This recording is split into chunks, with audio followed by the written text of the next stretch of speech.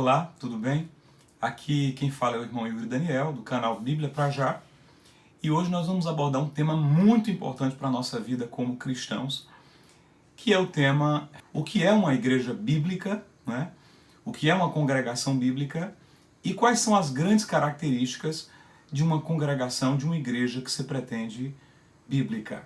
O objetivo dessa explanação não é causar divisões, né? Não é esse o nosso propósito. Pelo contrário, o nosso objetivo é unir os crentes, né? Os crentes genuínos, aqueles que têm uma experiência com Deus, uma experiência com a sua palavra, em busca de congregações cada vez mais saudáveis e mais bíblicas. E nós queremos deixar já uma ressalva de que temos a pretensão aqui de dizer que existe nesse nosso planeta, hoje no século XXI, ou em alguma era já existiu, uma igreja perfeita, que tenha todos os requisitos bíblicos devidamente cumpridos, né? Porque não existe igreja perfeita, né? Já disse uma vez o meu sogro, né, pastor Reno, ele disse: olha, irmãos, não existe igreja perfeita, mas existe igreja saudável, né? Então a igreja perfeita, ela não existe aqui porque a igreja é uma instituição eleita por Deus, constituída por Deus, mas uma instituição composta por homens. Ainda que sejam homens nascidos de novo, convertidos, genuinamente cristãos, né? Ainda que nós sejamos convertidos, nós ainda estamos sujeitos a efeitos do pecado, aos chamados efeitos noéticos, aos efeitos mentais do pecado sobre a nossa vida, né?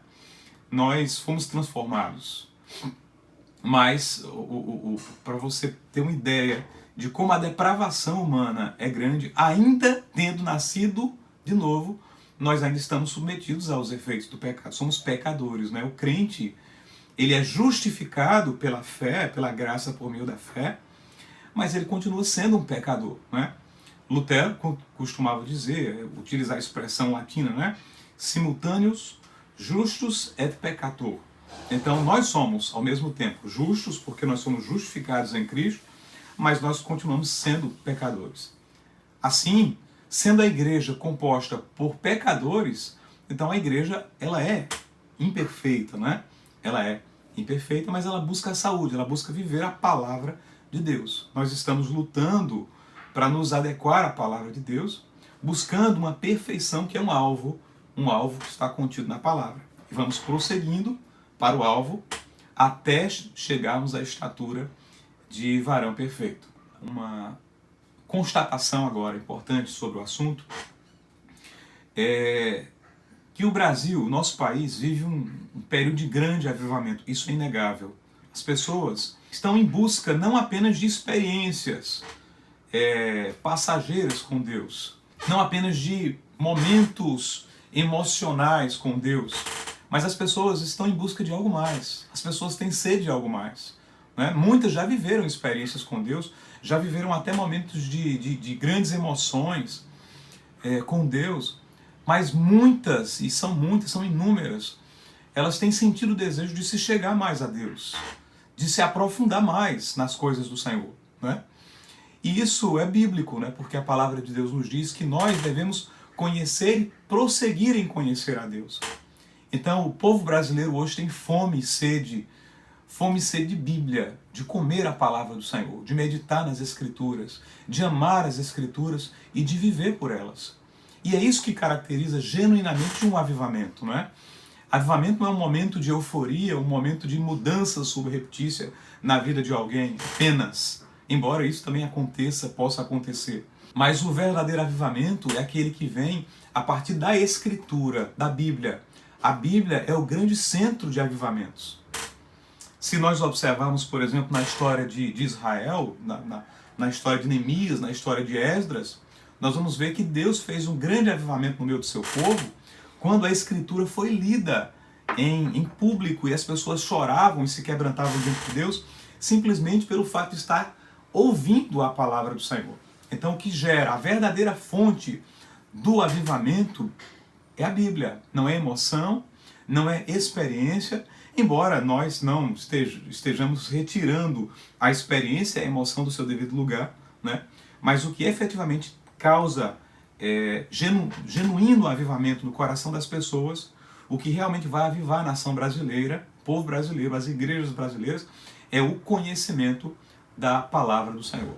Meu irmão, você quer que a sua igreja, você é pastor, você é diácono, você é responsável por algum trabalho, discipula alguém, você quer que os seus discípulos, que a sua comunidade esteja avivada e cheia do Espírito Santo verdadeiramente, dê conhecimento bíblico, teológico, profundo acerca da palavra de Deus. Encha o povo de Bíblia e você vai ver o fruto do Espírito sendo vivenciado e frutificando na vida da sua comunidade. E eu queria também destacar aqui que congregar é um mandamento bíblico.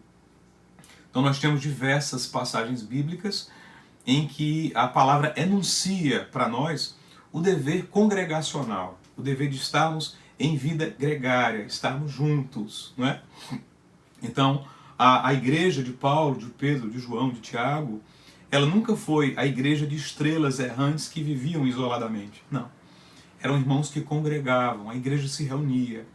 Os presbíteros estavam ali juntos, os apóstolos juntos, os diáconos foram instituídos, estavam todos juntos, tinham todos em comum, cultuavam o Senhor juntos. Então era vida gregária, era vida em congregação.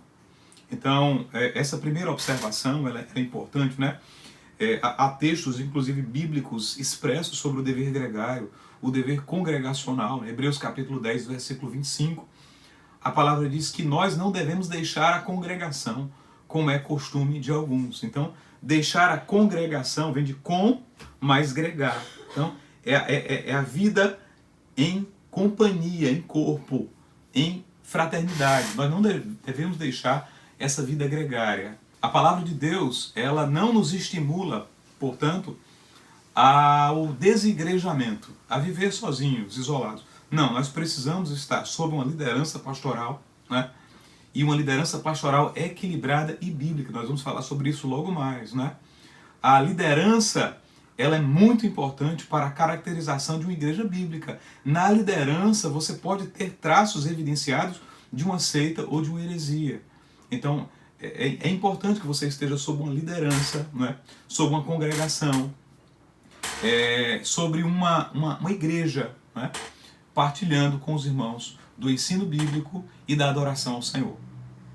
Então, indo direto ao ponto agora, o que é uma igreja bíblica? Né? Se eu lhe perguntar, meu irmão, o que é uma igreja bíblica? O que você vai me dizer? Porque esse deve ser o grande critério a nortear a nossa escolha de uma congregação. Não é? Eu não devo nortear a escolha de uma congregação porque eu acho a liturgia bela ou porque eu acho a parte artística da igreja interessante ou porque a igreja ela é formada por pessoas que têm belas vozes, belos instrumentos. Embora estes sejam aspectos interessantes de uma liturgia e que não devem ser desprezados, esse não é o critério essencial para a caracterização de uma igreja como bíblica. Para nós definirmos a igreja como bíblica, nós vamos utilizar como critério a autoridade. Não é? Qual a grande fonte de autoridade de uma igreja? Uma igreja bíblica é aquela que tem como fonte de autoridade, a fonte maior de autoridade, o poder maior que rege aquela igreja, a constituição geral daquela igreja é a Bíblia, é a Escritura Sagrada. Então, uma igreja bíblica é aquela que tem como fonte de autoridade exclusiva a Bíblia, a Palavra de Deus. É a regra exclusiva de fé e de prática. Tudo aquilo em que nós cremos deve estar pautado na Bíblia. Tudo aquilo que nós praticamos deve estar pautado na Bíblia. O culto, portanto, ele deverá ter um princípio regulador, que é a Escritura. Então deve ser feito aquilo que está em conformidade com as Sagradas Escrituras. Portanto, a fonte de autoridade de uma igreja não está nela mesma. A fonte de autoridade de uma igreja, portanto, não é empírica, não é experimental. O que baseia uma igreja bíblica não é um sonho que alguém teve no passado, ou uma experiência que alguém teve no passado, né? Experiência particular, pessoal, que algum líder, alguma pessoa teve. Não é isso. A fonte de autoridade de uma igreja bíblica, repito, não é empírica, não é uma experiência que alguém teve, não é um sonho que alguém teve, ou alguma visão particular que alguém teve. Mas a fonte de autoridade de uma igreja bíblica é a palavra do Senhor, é a palavra de Deus. E isso é importante porque no passado houve homens que disseram ter recebido visões e sonhos de Deus e fundaram igrejas, mas você observa que o lastro, a base dessas igrejas, dessas congregações, né, não é necessariamente a Bíblia. Então, por exemplo, os Smith no passado, alguns séculos atrás, tiveram sonhos dizendo que eles receberam uma revelação de Deus que estava enterrada e eles desenterraram essa revelação de Deus. Veja, na verdade, a fonte de autoridade dessa comunidade, que não é, portanto, bíblica, não é a Bíblia, é a palavra de Deus, mas as revelações que foram dadas por sonho aos Smith, né, a Joseph Smith e a outros, que fundaram o mormonismo, por exemplo. Então, a igreja bíblica é uma igreja que tem como fonte de autoridade não uma experiência, não um sonho ou uma revelação particular, mas ela tem como fonte de autoridade a Bíblia, a palavra de Deus. Quando eu falo isso, né, sobre revelação, às vezes surgem algumas perguntas, e são perguntas naturais sobre o assunto, e essas perguntas elas têm que ser respondidas, né? Nós estamos aqui à disposição dos irmãos para responder, e temos também lá o nosso canal no Instagram, no Bíblia pra Já, e nós estamos à disposição lá no direct para responder esse tipo de pergunta, né? Às vezes as pessoas perguntam assim, quer dizer então que uma igreja que tem algum tipo de dom espiritual extraordinário, vamos supor que uma igreja crê em dons espirituais extraordinários de 1 Coríntios capítulo 12, por exemplo, ela crê em visões, ela crê em sonhos, essa igreja não será bíblica? Não é isso que eu estou dizendo, né? Eu não estou falando sobre continuismo ou sobre cessacionismo. Se a igreja crê em dons espirituais extraordinários, em visões e sonhos, ou se ela não crê, se ela adota uma perspectiva mais cessacionista, uma perspectiva mais reformada, como a perspectiva de Calvino e Lutero, por exemplo. Não é essa a linha, né? Até porque nós temos diversas igrejas bíblicas, genuinamente bíblicas, né? E que creem em dons espirituais extraordinários, em visões e sonhos, e são continuistas, né? Nós podemos citar vários exemplos de igrejas assim. As Assembleias de Deus são um exemplo de irmãos nossos, de igrejas bíblicas, que são continuistas, que creem em dons espirituais. A diferença é que esses dons espirituais, para quem crê em continuismo, né, e há teologias fortes nesse sentido, a diferença é que esses dons espirituais extraordinários, eles jamais poderão acrescentar novas doutrinas à Escritura. Então esse é um ponto que tanto os irmãos reformados quanto os irmãos pentecostais, se são genuinamente bíblicos, eles vão concordar, né? Que jamais nenhum tipo de revelação poderá acrescentar doutrina às Escrituras. O importante é destacar: uma igreja bíblica é aquela que tem a sua fonte de autoridade exclusiva na Bíblia, né? É uma igreja que não é baseada em experiências apenas, né? Mas ela tem um lastro normativo, né? Uma norma escrita que é a palavra de Deus. Então, independentemente de onde você congrega, se você percebe que naquele seu grupo há revelações que acrescentam doutrina, né? Eu não estou falando aqui sobre continuismo ou cessacionismo, sobre dons espirituais não, tá bom? Eu estou falando sobre revelações que acrescentam doutrina. Essas revelações não são bíblicas, porque a doutrina, a revelação que nos traz a doutrina, ela é exclusiva, é a palavra de Deus, certo? Então, esse tipo de congregação que traz esse tipo de revelação, você deve ficar muito atento e observar, né? Porque não nos é dada autorização para fazer acréscimo doutrinário. A doutrina é um grande edifício, né? E esse edifício já está completo. Ele tem como pedra angular, a pedra fundamental, Cristo. E tem como edifícios a doutrina dos profetas e dos apóstolos. Nada mais pode ser acrescentado do ponto de vista doutrinário. Então, meu irmão, cuidado. Olho aberto, né? Não seja enganado por ventos de doutrinas, mas firma os teus passos, meu querido, na palavra do Senhor. A autoridade de uma congregação bíblica, ela não vai estar, portanto, na liderança. Repito, não é o líder a fonte de autoridade de uma igreja bíblica. Não, se a igreja é bíblica, o pastor, os pastores, o corpo pastoral, o corpo presbiteral, independentemente do nome que é dado, numa igreja bíblica, a liderança da igreja, ela está submetida à constituição maior da igreja, que é a Bíblia, né? Ainda que a igreja ela tenha algum tipo de constituição, né? Então, por exemplo, as Assembleias de Deus têm os seus estatutos, as igrejas congregacionais presbiterianas têm as suas constituições. Essas constituições e esses estatutos, né, e essas confissões de fé dessas igrejas, elas estão amparadas na palavra do Senhor. Então, a fonte de autoridade dessas igrejas não é a liderança, não é a liderança que dita as regras, não é a liderança que se reúne para ditar novas revelações. Não. A revelação é a Bíblia e essas igrejas são submetidas ao que diz a palavra de Deus. Portanto, cuidado. Se você conhecer, conviver com algum grupo de congregação em que o corpo de líderes se reúne para buscar revelações que não se encontram amparadas nas Escrituras, não estou falando sobre dons espirituais, estou falando sobre revelações que acrescentam doutrinas novas. Então esse tipo de comportamento de liderança, né, realça que essa liderança não está submetida exclusivamente à Bíblia, à palavra de Deus, mas que ela está em busca de outras fontes revelacionais que acrescentam doutrina à Escritura. Então essa igreja não será uma igreja bíblica. A igreja bíblica, ela tem sua regra de fé e prática nas Escrituras. É óbvio, né, que é importante que os líderes se reúnam e orem e busquem o Senhor, né? Mas todo o resultado dos concílios presbiterais, pastorais, deve espelhar exclusivamente o que está na palavra de Deus, né? Então alguém vai e traz para a igreja algum tipo de revelação doutrinária, de doutrina nova, não contida na Escritura, né? Então ele diz que a partir de agora, para que haja culto, é necessário que haja visões e revelações. Sem visões e revelações, não haverá pregação da palavra. Vamos supor que esse tipo de orientação seja editado. Ora, meus irmãos, esse tipo de orientação não é bíblico, né? Porque a ordem de pregar a palavra de Deus independe de qualquer tipo de manifestação de dom espiritual, ainda que a igreja creia em dons espirituais extraordinários de 1 Coríntios capítulo 12. Por mais pio, mais santo que pareça ser o líder, por mais que ele pareça conhecer a palavra de Deus, por mais honorário e honrado que ele pareça ser, não é esse o critério que deve nortear a escolha de uma igreja. Mas o critério que deve nortear a escolha de uma igreja é a Bíblia.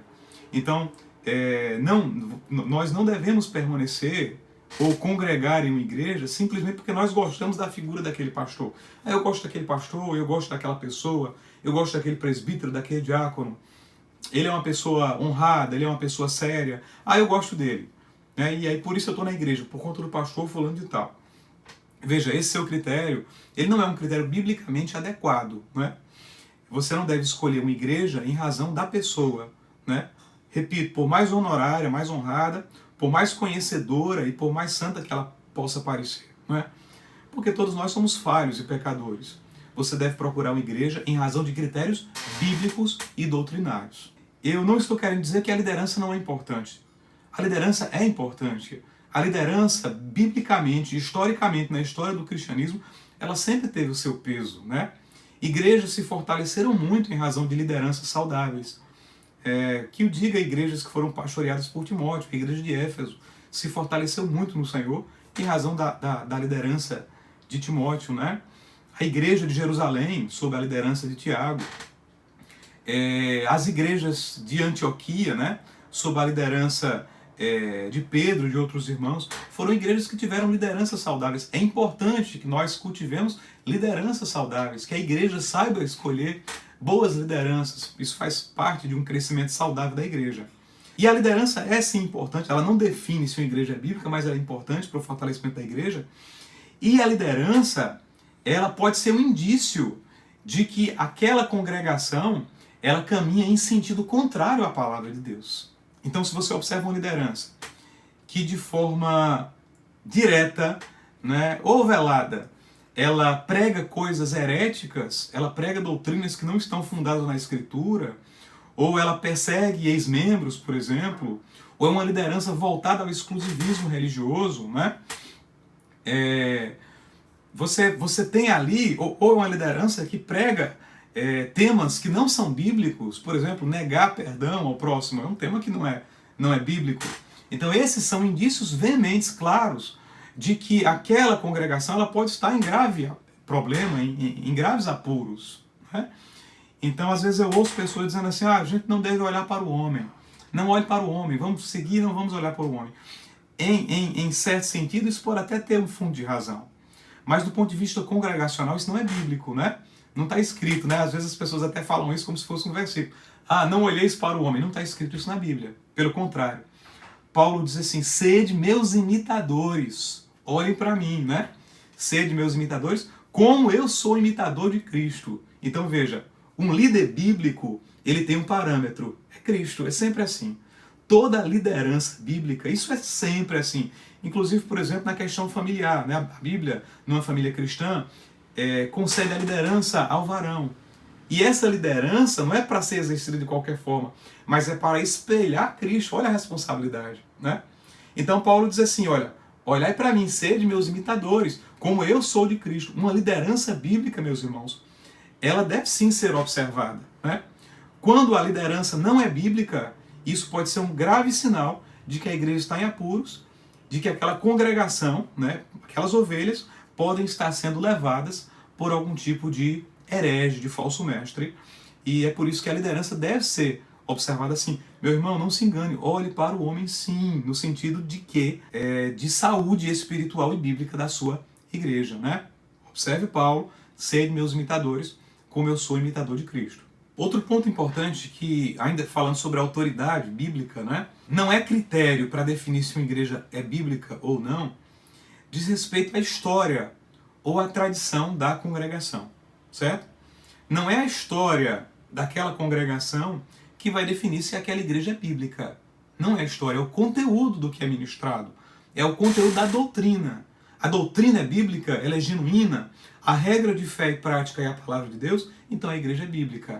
Da mesma forma, não é o fato de essa igreja ter nascido, por exemplo, há 300 anos e ser descendente de algum tipo de linhagem reformada que fará com que essa igreja seja necessariamente bíblica, né? Aliás, não é o título da denominação que fará a igreja bíblica, mas é a mensagem que é efetivamente pregada, é a conduta que é efetivamente praticada, né? Então a igreja bíblica não se define por história, não se define por tradição ou sucessão. Igreja bíblica não é uma monarquia. Igreja bíblica é reino, né? É reino de Cristo. É a mensagem do reino que é pregada. É isso que vai definir a igreja. A mensagem, a doutrina. Mas se a igreja é genuinamente bíblica, ela sempre vai estar adstrita, ela vai até onde a Escritura manda ela ir. Se a Bíblia manda falar, a igreja bíblica fala. Se a Bíblia não fala, a igreja bíblica não fica especulando. Ela também cala. Então, nós temos como regra de fé e prática a palavra de Deus, falamos o que ela fala, silenciamos naquilo que ela silencia. E um outro ponto também muito importante, que não define se uma igreja é bíblica, são os resultados. Às vezes as pessoas dizem assim, olha, aquela igreja cresce muito, tá vendo? Ela é uma igreja bíblica. Isso não é necessariamente verdade. Há igrejas bíblicas que crescem muito, né? Mas há também congregações que se dizem bíblicas, evangélicas, protestantes ou não, e que crescem, mas você observa doutrinariamente que ela não é necessariamente, genuinamente bíblica. Então, há instituições que crescem, cheias de heresias, cheias de novas revelações, pregando coisas que a palavra de Deus não prega, né? Práticas que a palavra de Deus não estimula, né? Superstições, misticismo, né? Igreja hoje em dia pregando sal grosso, venda de pedaço da cruz, e venda de água do Jordão. E não é o fato de haver crescimento na congregação que significa que aquela igreja é bíblica, não. Isso daí, na verdade, é uma doutrina equivocada, né? Conhecida como pragmatismo religioso, né? Pragmatismo. Como aquela igreja cresce, né? Pensa-se, né? Aquela igreja cresce, logo ela é de Deus. Não necessariamente. Não é o fato de uma instituição crescer que a torna genuinamente bíblica. Às vezes acontece até o contrário, né? Então você observa, por exemplo, é fato que na maioria dos casos as igrejas bíblicas elas crescem realmente. Mas já aconteceu na história da igreja cristã de você ter uma ou outra igreja que era bíblica e que não cresceu por providência de Deus, né? Porque Deus é soberano, Deus faz o que Ele quer. Às vezes Ele não permite o crescimento daquela congregação por razões secretas dele ou por coisas que Ele depois ainda vai evidenciar aquelas pessoas. Então, por exemplo, você observa que a igreja cristã dos primeiros séculos, né? Estou falando do período pré-niceno, né? do período anterior ao ano 325 a.C. Então você observa, por exemplo, que houve igrejas ali que cresceram assustadoramente. A igreja de Antioquia cresceu muito, a igreja de Éfeso, a igreja de Corinto. Mas você observa, e a igreja de Jerusalém? A igreja de Jerusalém não tem notícia de grandes crescimentos dela no século II, no século III. O que aconteceu com ela? Era uma igreja bíblica? Sim. Ela tinha uma liderança bíblica? Sim. Tiago, né, um homem de Deus, um servo do Senhor, foi líder da igreja de Jerusalém. Mas a igreja de Jerusalém não cresceu. Os irmãos de Jerusalém fugiram para a Turquia, né? Então a igreja saiu dali e alguns anos depois da fuga dos irmãos da igreja de Jerusalém, o que aconteceu foi uma grande perseguição, né? Um holocausto terrível contra os judeus, e a igreja, os irmãos que estavam ali e que fugiram, foram poupados. A igreja de Jerusalém cresceu? Não cresceu, né? É porque não era bíblica? Não necessariamente. Ela não cresceu porque não era providência de Deus para eles, e Deus tinha um grande livramento para o seu povo. O tema é muito interessante, muito importante, né? O tema é um tema que faz parte da eclesiologia bíblica, do estudo da igreja, da doutrina da igreja, e nós queremos prosseguir nesse assunto, né? No nosso próximo encontro, nós vamos falar um pouco mais sobre as características de uma igreja bíblica. Hoje nós falamos o que é uma igreja bíblica, fizemos algumas considerações, né? Dissemos alguns aspectos que não necessariamente fazem com que uma igreja se caracterize como bíblica. No nosso próximo encontro, nós vamos aprofundar esse nosso estudo e nós vamos falar sobre características mais específicas de uma igreja bíblica, né? Então você não pode perder. Desejo que você seja muito edificado com esse estudo. Desejo que você, na sua igreja, faça a diferença, né? Seja um cristão bíblico. A igreja será tanto mais bíblica quanto você for bíblico, meu irmão, né? Que você partilhe esse conhecimento para os seus irmãos, né? Se você gostou do conteúdo, compartilhe esse vídeo, né? Seja um cristão bíblico. Estimule as pessoas a serem bíblicas, a lerem a palavra do Senhor, a amarem a palavra do Senhor. E se você percebe já que a sua instituição, né, o objetivo é que você tente, sempre que possível, fazer com que a sua igreja, a sua congregação se ajuste aos ditames da palavra, né? Mas se você percebe que é impossível, né, que a sua igreja, a sua congregação, na verdade, ela não caminha segundo as Escrituras Sagradas e ela não tem nenhuma disposição para fazê-lo, né? Se ela busca novas revelações que não estão amparadas na palavra do Senhor e que acrescentam nova doutrina, aí, meu irmão, eu aconselho que você tenha cuidado, né? E que você procure uma igreja bíblica e que você congregue e que você faça a diferença e sirva ao Senhor com alegria, cheio do Espírito e, portanto, cheio da palavra de Deus. Que Deus te abençoe. Até o nosso próximo encontro, em que nós vamos prosseguir no estudo da igreja bíblica.